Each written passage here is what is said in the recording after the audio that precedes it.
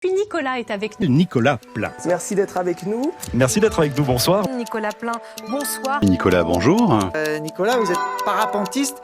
Ce doctorant grenoblois qui parcourt les Alpes en parapente pour rendre compte du dérèglement climatique. Nicolas Plein n'a pas encore 30 ans, il est scientifique et s'est lancé un défi, sauver les Alpes. Il survole souvent la région sur un parapente équipé de capteurs qui mesurent la pollution de l'air. Nicolas Plein a quitté ses montagnes pour le plateau du 23h. Je suis scientifique et parapentiste et j'ai décidé de m'engager pour sauver les Alpes. Depuis 1900, la température dans les Alpes a augmenté de 2 degrés, soit 2 fois plus vite que la moyenne mondiale. L'urgence climatique est bien là. J'ai vu ce qui se passe dans les cabinets ministériels, ce qui se passe dans l'administration centrale, dans les grandes entreprises. Et en fait, je suis vraiment convaincu maintenant que le changement va venir de nous. Nous tous, on est obligés de se bouger pour trouver des solutions. Et ce scientifique volant en trouve. Vous avez créé il y a quelques années l'association En l'air pour la Terre. Ça consiste en quoi, cette association ? Donc l'association En l'air pour la Terre, c'était vraiment pour vulgariser les thématiques en lien avec le dérèglement climatique sur les réseaux sociaux. Nous, ce qu'on voulait faire, c'est vraiment interviewer des spécialistes sur la question, des chercheurs qui souvent publient des articles de recherche dans des revues spécialisées par des chercheurs pour des chercheurs.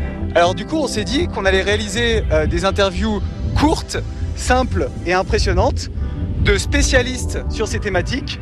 Impressionnantes parce qu'on les réaliserait en parapente biplace. Mais pas uniquement au-dessus de Saint-Hilaire-du-Touvet. Non, on va se balader dans tout le pays alpin et aussi ensuite on va faire un tour d'Europe cet été du coup.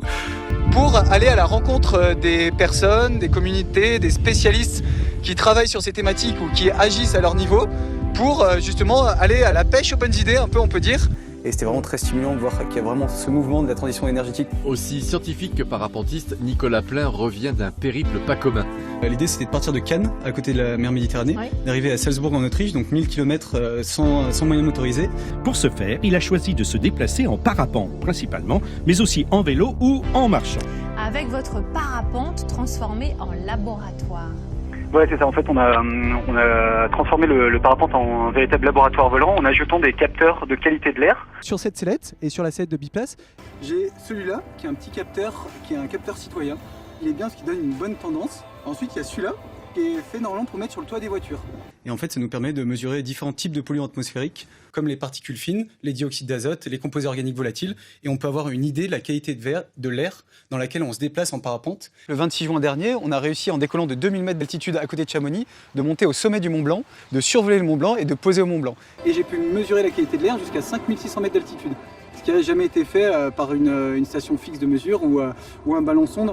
On peut vraiment se déplacer donc, dans toutes les couches de l'atmosphère en parapente et avoir une idée de cette pollution.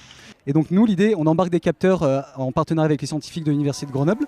On revient avec ces scientifiques, on traite les données et on regarde on essaie de créer des cartes de polluants pour trouver l'origine des polluants et donc proposer des solutions qui permettent de réduire ces polluants atmosphériques. Et en fait, ce qui est aussi génial, c'est que ce capteur, il est relié à mon téléphone.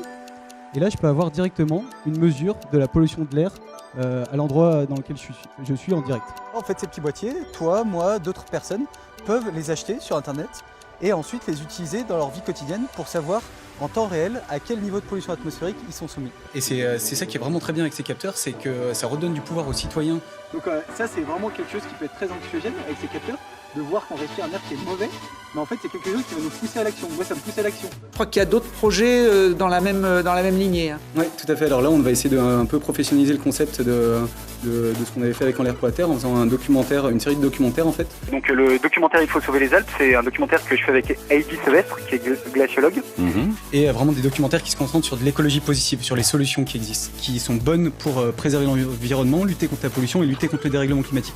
Montrer les femmes et les hommes qui se battent au quotidien pour trouver des solutions qui sont concrètes, locales et réplicables. Des solutions compilées dans une série documentaire que vous pourrez découvrir à la fin de l'année sur Ushuaïa.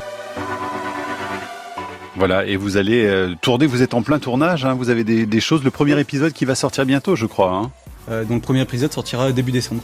Ça a vraiment pour but que des dizaines de millions de téléspectateurs, une fois avoir vu les épisodes, se lèvent et aient envie de passer à l'action au niveau local.